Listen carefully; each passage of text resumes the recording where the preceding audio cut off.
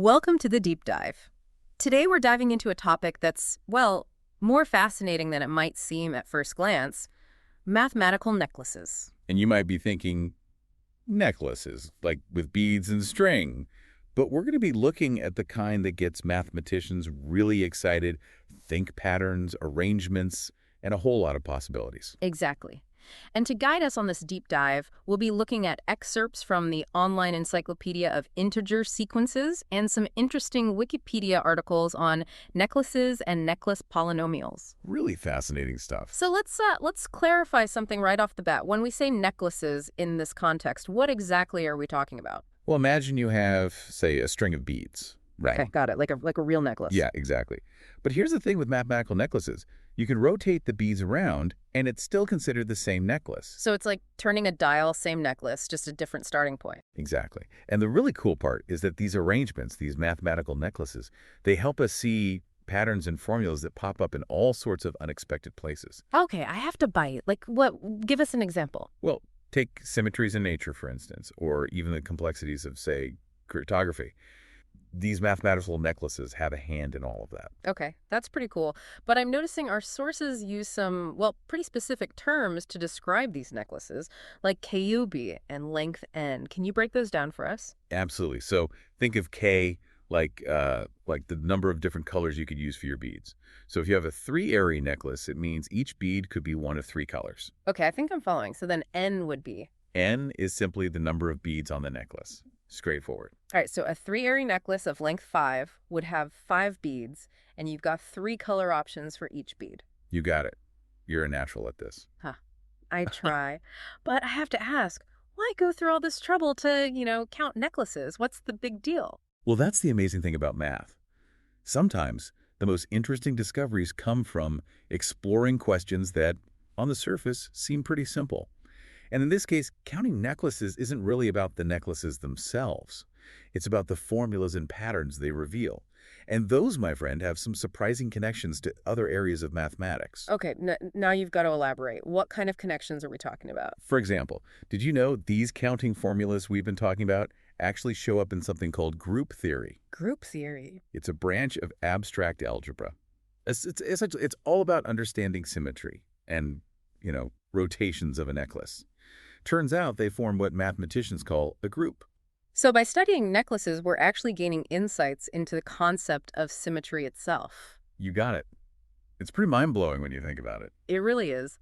But I have to admit, looking at some of these formulas in our sources, they can seem a bit intimidating. I hear you. They can look a little complicated at first.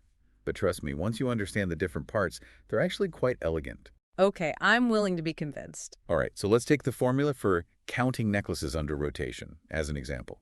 It takes into account the number of colors, which, remember, is our K, then the length of the necklace, our N, and then something called Euler's totient function. Euler's totient function, that definitely sounds a tad intimidating, I have to say. It's a mouthful, I'll give you that. Don't worry too much about the specifics of that function for now. We can always dive into that another time. What's important is that it helps us avoid overcounting when we have repeating patterns within the necklace. Ah, so it's like a mathematical tool to keep things accurate and organized. You got it. Now, things get even more interesting when we introduce the concept of, are you ready for this? Bracelets. Bracelets. Okay, I'm intrigued. How do bracelets fit into all of this? Well, imagine that you could not only rotate the necklace, but you could also flip it over. So like turning your wrist to have the clasp on the top or the bottom? Exactly. Yeah. And you know what? That seemingly simple change, allowing for those flips, completely changes how we have to count these arrangements. Wait, so with necklaces, it's like the beads are on a track. You can slide them around, but you can't flip them. But with bracelets? With bracelets, there's more freedom of movement, more possibilities, and that means we need a whole new formula for counting them. Wow.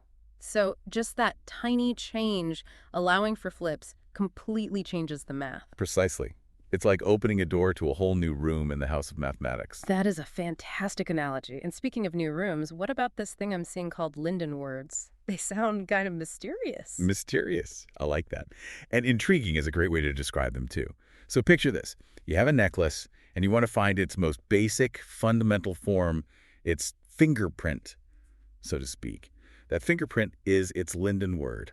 Okay, so instead of getting bogged down with all the different rotations of a necklace, we can just focus on its Linden word. It's like the VIP representative of that pattern. You've got it. It's all about finding that perfect starting point for reading the necklace that gives us a unique identifier. It's like a secret code for each pattern. And here's where things get even wilder. You ready for this? Remember those formulas, the ones that looked a little intimidating before? Oh, yeah, I definitely remember those. Well, it turns out those Linden words we were just talking about, they actually have a connection to something called irreducible polynomials. Irreducible polynomials. Okay, now you're just using big words to make me nervous. I promise it's not as scary as it sounds. Think of irreducible polynomials like prime numbers, but for equations. You know how a prime number can't be broken down into smaller factors? Yeah, like 7 or 13, right? Exactly. Irreducible polynomials, they're the same way. They're like the fundamental building blocks, but in the world of equations. So we've got these Linden words, these elegant little representatives of necklace patterns, and they're connected to these fundamental building blocks of equations, the irreducible polynomials. You got it. And you know what's really interesting? Our Wikipedia article on necklace polynomials, it points out something kind of crazy. We know these connections exist, but there isn't one single obvious way to match up specific Linden words with their corresponding irreducible polynomial. So it's like having two puzzle boxes, but no key to show us how the pieces fit together. It's a perfect analogy. It's Yeah. like mathematics is inviting us to go on this treasure hunt to uncover these hidden connections between these seemingly different worlds. I love how you put that. It's like we've stumbled onto this whole secret society of mathematical ideas. And that's just the tip of the iceberg. Remember our earlier chat about group theory? The way we can rotate those necklaces to create different arrangements. Those rotations, they actually form what mathematicians call a group. And that concept is like at the very core of abstract algebra. It's a powerful tool for understanding symmetry, not just in necklaces, but in everything from music to, get this, the structure of the universe. Whoa. Seriously. We started with counting beads on a string, and now we're talking about the structure of the universe. My mind is officially blown. It's incredible, isn't it? Yeah. It just goes to show how interconnected mathematics truly is. And get this, the connections don't stop there. Our friends over at the Online Encyclopedia of Integer Sequences, they hint at a link between necklace counting and something called minimal fibrations of a cycle over a bouquet. Minimal fibrations and bouquets. Okay, those definitely sound a little beyond my pay grade. Don't worry, I won't bore you with the technicalities. But the fascinating part is that those fibrations, they're actually a fundamental concept in topology, which is the study of shapes and spaces. It's like our necklace counting problem has revealed a secret passageway to this whole other world of mathematics. It's like we keep tugging on this one little thread, and it just unravels this whole tapestry of mathematical connection. Exactly.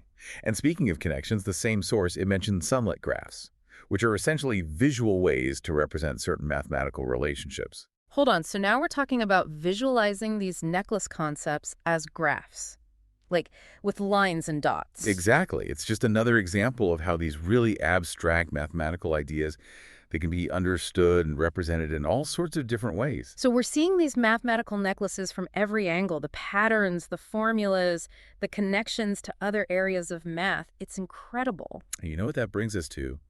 A very intriguing point. Intriguing is an understatement. It's like we've been handed a map to a hidden city, and every corner we turn reveals some new mathematical marvel.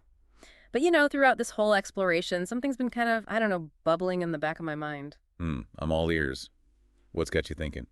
Well, we spent all this time talking about necklaces where the beads can only be rotated, and bracelets where we can rotate and deflip them. But like, what if we could rearrange the beads in even more ways? Okay, I see where you're going with this. Go on. What if instead of just rotating or flipping, what if we could just like swap the beads around however we wanted? Would that change the way we count these arrangements? That is a fantastic question. And you know what? It leads us into even more fascinating territory, because when we start swapping beads, we're moving beyond rotations and flips and into the world of, are you ready for this? Permutations. Permutations. It's like our necklaces just got a serious upgrade in terms of flexibility. Exactly. The possibilities just like explode. Instead of those beads being stuck on a track or limited to a simple flip, it's like we've scattered them all over the table and can rearrange them however we like. Yeah. And suddenly the whole game changes. So instead of a fixed track or a simple flip, it's like we've scattered the beads on a table and can rearrange them however we like. Precisely. And counting those arrangements, those permutations, well, let me tell you, it requires a whole new set of mathematical tools. We have to factor in not just the position of the beads, but all the different orders they could be arranged in. Trust me, it gets pretty complex pretty quickly. It's incredible, isn't it?